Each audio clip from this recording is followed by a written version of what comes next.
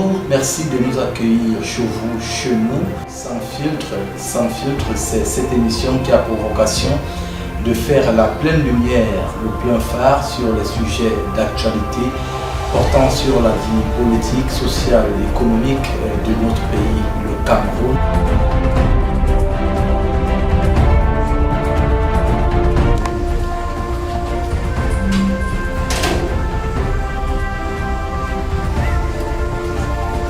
Bonsoir.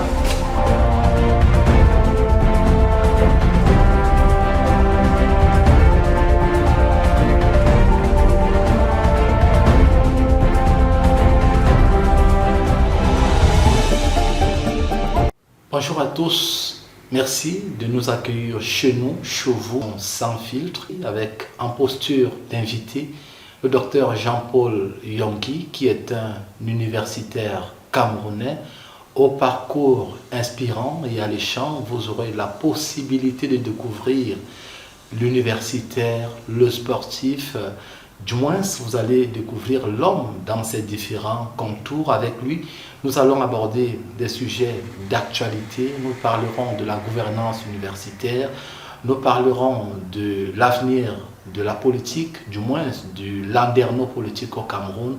Nous pourrons aussi recueillir son commentaire sur l'état de la francophonie actuelle. A tout de suite.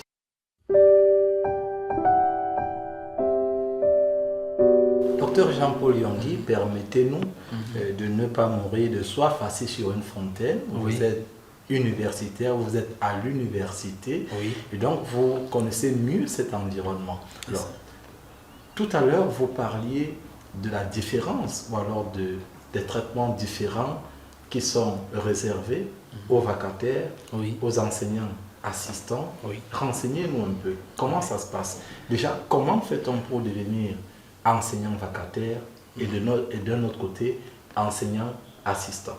Oui. Bien. C'est un problème,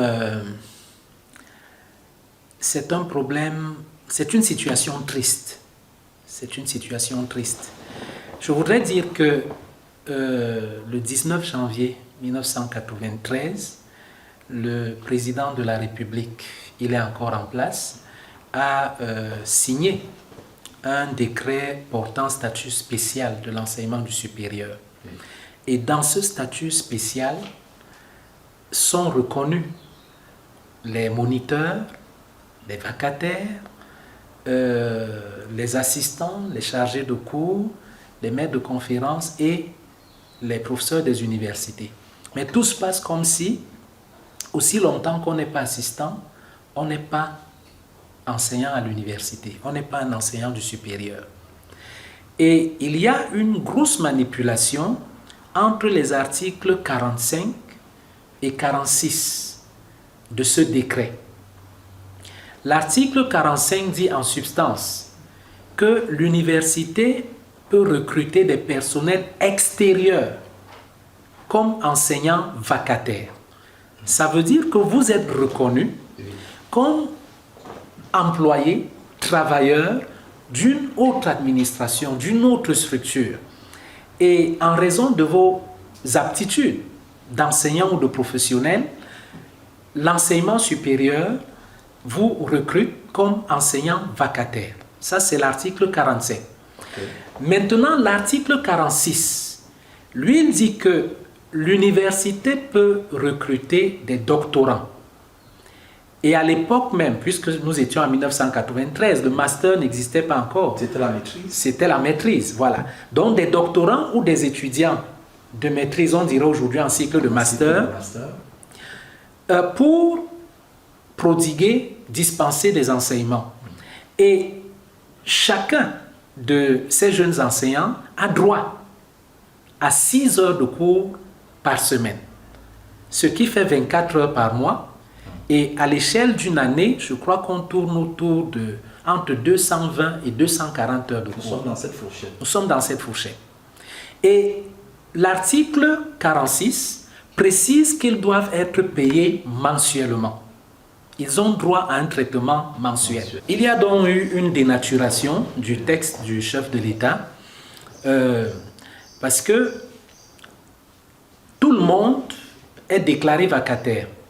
C'est-à-dire, vous êtes tous traités selon l'article 45 du décret de 1993. Oui. Et il faut qu'on dise ce qui se passe. Vous recevez un traitement, au lieu d'avoir un traitement mensuel, vous avez un traitement semestriel. Je voudrais même revenir sur le traitement mensuel. Un assistant au Cameroun touche 354 000 de salaire mensuel. Oui. Ça veut dire que le moniteur, le doctorant, Oui. et il a 250 heures de cours, 250. Le doctorant qui a 220 ou 240 heures de cours Oui. n'est pas éloigné de l'assistant. Oui. Et ils font pratiquement les mêmes travaux. Ça veut dire qu'ils font les travaux dirigés, Les TD. des TD, ils dispensent même des cours dans certains cas. Ils font la relecture des mémoires, parfois des thèses. Oui. Parfois des thèses. Quand vous êtes un sujet brillant, même si vous n'êtes que doctorant, on peut vous donner une thèse à relire. Oui. Voilà. Et ils sont dans les corrections, puisque lorsqu'on est déjà chargé... Il n'y a pas de primes réservées les primes, on vous donne 9 000 ou 10 000 francs. par copie. Non, pas par copie. Je dis à la fin du semestre. Ah. Donc après avoir corrigé Oui. les copies d'un examen semestriel. Quel que soit le nombre. Dans mon cas, je ne sais pas ce que les autres ont eu, Ok. mais ceux que je connais autour de moi Oui. et ma personne propre, on vous donne, c'est moins de 10 000 même en fait, Oui. parce que vous avez participé aux surveillances, vous avez corrigé, voilà ce que vous recevez. La loi d'orientation de 2001 a été abrogée au profit d'une nouvelle loi d'orientation datant de juillet 2023. Et celle-là reconnaît, c'est encore un acquis dont on peut féliciter notre tutelle actuelle. La loi de 2023 reconnaît le statut d'ATER. Ça se disait, mais ce n'était pas inscrit dans la loi, c'est-à-dire l'attaché d'enseignement supérieur et de recherche. Oui. Et l'ATER, le moniteur même, devrait tout au moins, au minimum, avoir 150 000 le mois ou 180 000. Et il y a un principe, c'est que quand vous n'avez pas encore la plénitude d'un statut et que vous êtes en voie, on vous donne la moitié. Oui. Donc si l'assistant a 354 000, le moniteur ou la terre devrait avoir 180 000 francs par mois. Oui. Et c'est ce que le président de la République sait. Il sait qu'il a signé que ce personnel-là devrait être traité mensuellement, Oui. à raison de 6 heures de cours par semaine. Maintenant, ce qui se passe en pratique, c'est que vous recevez une somme qui tourne autour de 113 000, 114 000. Par mois, mensuel. Non, après 6 mois. Après 6 mois. Et je reviens sur les attachés d'enseignement supérieur et de recherche. Oui. Ils n'étaient pas reconnus formellement, donc dans le texte, en 1993, dans le décret de 93. Ils n'étaient même pas reconnus dans la loi d'orientation de 2001. Oui. C'est la loi d'orientation de 2023 qui reconnaît formellement le statut d'ATER. Et dans le texte de 1993, le décret portant statut spécial du personnel de l'enseignement supérieur, les moniteurs devraient au minimum avoir 150 000 ou 180 000 le mois. J'insiste sur 180 000 sur le principe que l'État applique souvent. Quand vous n'avez pas encore la plénitude d'un statut, il vous donne la moitié. Oui.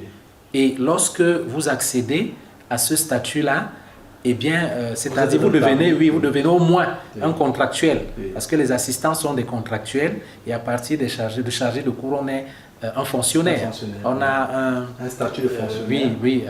un statut de permanent. De permanent. Parce que ce que les gens ne savent pas, on peut révoquer aussi Oui. le statut d'assistant. L'assistant. Si après 6 ans, vous n'avez pas fait les travaux qui vous permettent de passer devenir un chargé de cours. Oui. Voilà, c'est ça. Alors, au lieu d'avoir ce traitement mensuel de 180 000, les moniteurs, qu'on appelle vulgairement vacataires, mais ce ne sont pas des vacataires, Oui. selon le texte, reçoivent 113 000 après 6 mois. Ça veut dire que si on divise cette somme, on a moins de 20 000 francs C'est-à-dire vous avez un salaire, un revenu de moins de 20 000 francs par mois. Mensuel. Alors que le décret de 1993 demande que vous ayez un traitement mensuel parce que vous êtes un doctorant qui enseigne à l'université. Et il y a donc une paupérisation, une clochardisation inénarrable de cette catégorie d'enseignants. Et je déplore que le syndicat national des enseignants du supérieur, le SINES, mène des combats qui ne concernent que ceux qui sont assistants en montant. Comme si les autres n'étaient pas des enseignants du supérieur. Il y a donc une sorte de discrimination. Il y a une discrimination. Et la conséquence directe, c'est que lorsqu'on organise maintenant un recrutement spécial ou un remplacement numérique, le combat devient, c'est un combat de vie ou de mort. Les gens sont prêts à tout. Parce que d'un côté, vous avez ceux qui n'ont rien du tout, au mépris des textes, et vous avez ceux qui ont, je pourrais dire, tout. C'est-à-dire, ils sont reconnus, ils sont contractualisés, ils ont un traitement mensuel, ils ont une prime trimestrielle, et ça explique la terrible corruption qu'on observe à l'occasion de ces opérations de recrutement. Vous me permettrez, docteur Jean-Paul Yongui, de vous poser une question laconique et même simpliste. Nous savons tout ce qui engage un enseignant d'université qui doit se tenir dans un amphi devant les étudiants. Il faut être bien mis, il faut au moins savoir un repas, on vous l'admet, sur 3 par jour pour espérer tenir devant les apprenants. Comment vous faites pour vivre avec un traitement mensuel semestriel qui rôde autour de 113, 120 000 francs? Oui, en fait, nous sommes des super étudiants. C'est pas loin d'une forme d'euthanasie. Oui, nous sommes des super étudiants. Et quand je dis même super étudiants, nos étudiants n'ont pas de bourse. Ils n'ont pas de bourse. Et nous, puisque ce sont des doctorants, nous ne recevons rien pour la recherche. Et après 6 mois, vous recevez 113 000. J'ai été, parfois c'est 59 000. Sur les 100 J'ai des bordereaux. J'ai les bordereaux. Vous allez retrouver les grands noms de l'université dans ces bordereaux. Et puis les noms des chargés de travaux dirigés, de ces moniteurs. Parfois, ce n'est pas 113 000, c'est 59 000 francs. Ça veut dire que là, quand on divise par 6, vous avez moins de 10 000. Moins de 10 000 francs le mois. Les Camerounais doivent le savoir. Parce que le titre d'enseignant d'université, il est pompeux. Lorsqu'on dit que vous enseignez, de prestige. Et on vous considère au quartier comme quelqu'un qui mène un train, et qui est même égoïste, qui n'est pas généreux. C'est ça notre réalité quotidienne. Et il faut payer des factures. Il faut se déplacer. Il faut se déplacer. Il faut louer un local. Que faut-il faire d'autre? Il faut faire des recherches. Qui cesse d'apprendre, cesse d'enseigner. Les charges. Et vous parlez de la nutrition, il faut le dire. Vous savez, de nos jours, le pauvre se cache parce qu'il a honte. Le pauvre ne peut pas venir dire devant une caméra qu'il est sur le point de crever de famine. Mais c'est notre réalité. Il y a des jours où vous ne mangez pas à votre faim et je crois qu'ils soient les plus nombreux. Donc, les enseignants du supérieur, et maintenant, avec la création des 11 universités d'État, ils sont obligés de voyager. C'est-à-dire, vous vivez à Yaoundé, on vous recrute. À Yaoundé, où parfois, vous squattez chez les parents. C'est-à-dire, c'est une petite couverture. Maintenant, on vous dit, Ebolo va vous recruter. On ne se soucie pas de savoir comment vous allez y arriver, comment vous mangerez là-bas, de quoi vous serez nourri, rien. Vous êtes dans le même traitement réservé aux ECI, enseignants en cours d'intégration du secondaire. Voilà. Et encore que dans leur cas, ils sont déjà des fonctionnaires. Ils attendent juste... Ils attendent 2 ou 3 ans pour certains mois. Oui, et je ne vais pas sous-estimer leur situation. Mais maintenant, dans le cas des moniteurs, mais vous travaillez au noir, en réalité. Vous n'avez pas un contrat de travail, Aucune sécurité. Et pour qu'on vous décerne même une attestation à la fin, c'est hyper compliqué. Il n'y a pas de sécurité sociale. C'est ça la réalité. Autre réalité, vous allez abonder, mais vous Oui. allez m'éviter un infarctus Oui. de Jean-Paul Yangui. Je souhaite qu'on aborde le recrutement par remplacement numérique, puisqu'on parlait de flou tout à l'heure. L'objectif de cette émission, c'est aussi d'établir un clair, une lumière réelle sur ce recrutement-là. Oui. Comment ça se passe? Déjà, quand on parle de remplacement numérique, il s'agit de quoi? Comment est-ce que cela s'opère? Oui, il faut faire de la pédagogie. L'université camerounaise aujourd'hui a deux procédés de recrutement. Il y a le recrutement spécial Oui. qui est décidé par le chef de l'État et il y a les remplacements numériques. Le remplacement numérique, comme son nom l'indique, permet de combler le départ d'un professeur qui a pris la retraite, Oui.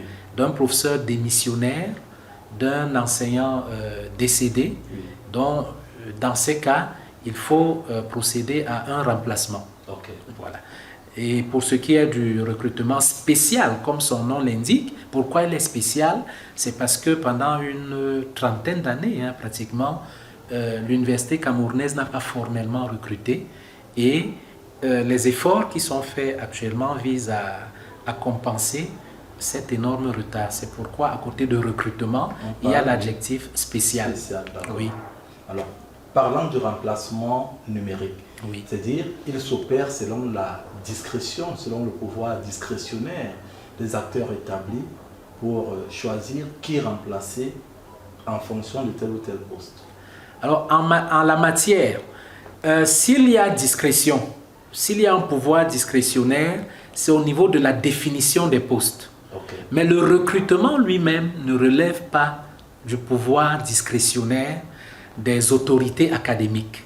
Et nous avons l'impression que c'est plutôt l'état d'esprit qui anime les autorités des différentes universités d'État aujourd'hui. Oui. Ce n'est pas un pouvoir discrétionnaire. Le remplacement numérique doit se passer sur la base de critères objectifs. Parmi lesquels?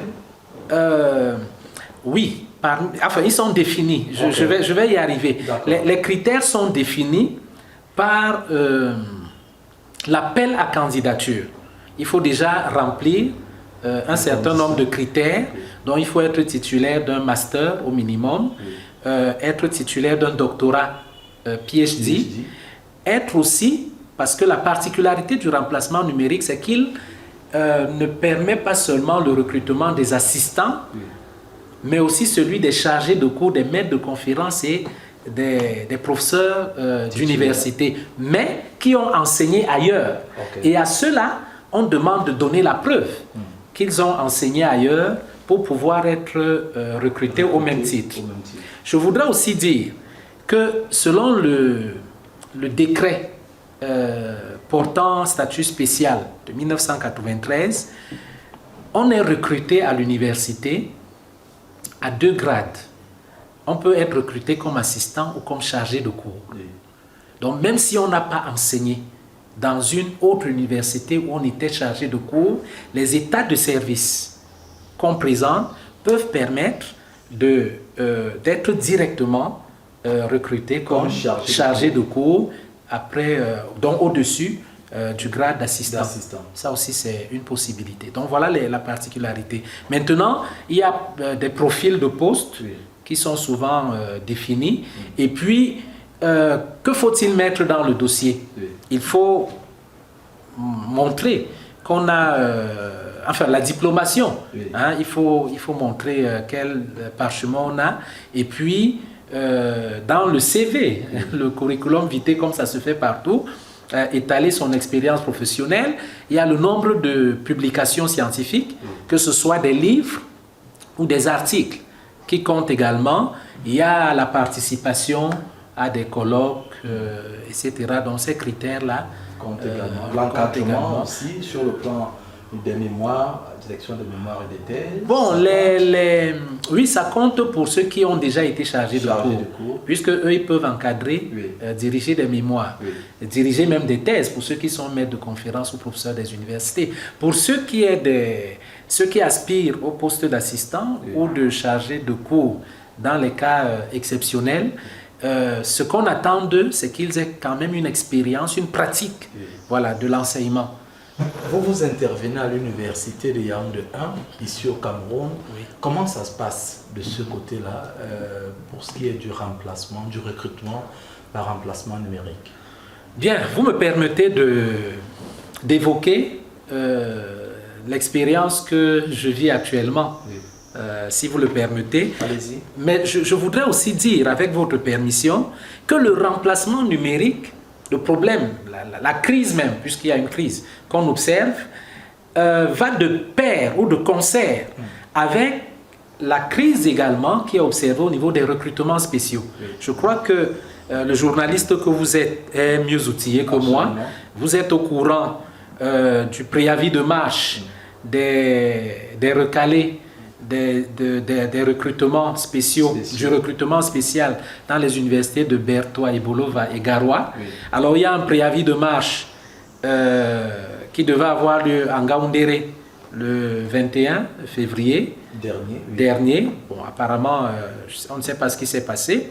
Il y a eu un préavis de marche pour le 20 février d'ailleurs. Et là, le préfet du Fundi ne les a pas autorisés à marcher. Par contre, ils ont manifesté devant le MINESUP et ils ont été reçus par le ministre d'État chargé de l'enseignement supérieur. Vous aviez un préavis de marche pour Garoua qui devrait avoir lieu aujourd'hui. Ils ont dit le 27 février. On ne sait pas comment ils vont se comporter de ce côté, puisque ceux de Gaoundéré n'ont pas marché, on ne sait pas encore pour quelle raison. Et vous avez une pétition qui a été rédigée par 504 agents publics, dont ils sont déjà fonctionnaires, qui se plaignent d'être refusés dans les universités alors qu'ils sont titulaires d'un doctorat. Donc, le problème que je vais soulever, celui du remplacement numérique à l'université de Yaoundé 1, s'inscrit dans la gravité de cette situation devenue alarmante.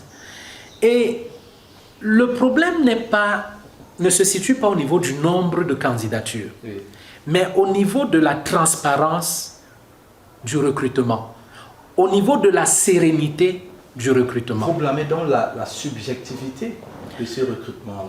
Ce qui est sûr, et je vais vous donner des éléments palpables qui montrent que nous sommes très loin de l'objectivité. J'ai dit beaucoup de choses peut-être que je n'ai pas précisées. Qu'après avoir servi pendant 10 ans à l'université de Yaoundé 1, je suis toujours appelé vacataire. Après 10 ans. Après 10 ans. Et comme je le disais, mon statut de moniteur ne m'est pas reconnu, ce qui est écrit dans le texte. Donc, je suis traité comme si j'étais un personnel extérieur qui venait faire des prestations, alors que le texte dit non. Ce sont les doctorants qui font des prestations, qui sont des moniteurs et désormais, on va dire des ATER. Bien. Donc, j'aspire encore à être recruté. Je n'ai pas honte de le dire parce que c'est la réalité. Pendant que j'avais le master, j'ai postulé en 2020 et on nous a dit qu'il y avait plusieurs sujets brillants. Et on avait porté le change au docteur. Donc, sur le plan des notes, l'arbitrage était difficile. Et le recteur de l'époque a demandé que les titulaires du master attendent. Il les a tous mis de côté, j'étais dans le contingent, et il a décidé pour privilégier les docteurs. Et ça ne nous a pas heurté, ils étaient titulaires d'un doctorat. Comment comprendre que maintenant que nous sommes docteurs, on nous impose des titulaires de master, eux on ne leur demande pas d'attendre, à nous on continue de demander d'attendre. Et les bases sur lesquelles on le fait sont éminemment suspectes. Merci, Dr Jean-Paul Yongui, pour avoir répondu favorablement aux questions de l'émission Sans filtre. Merci à vous de nous avoir suivis. Au plaisir de vous retrouver avec un autre invité sur le fauteuil de l'invité.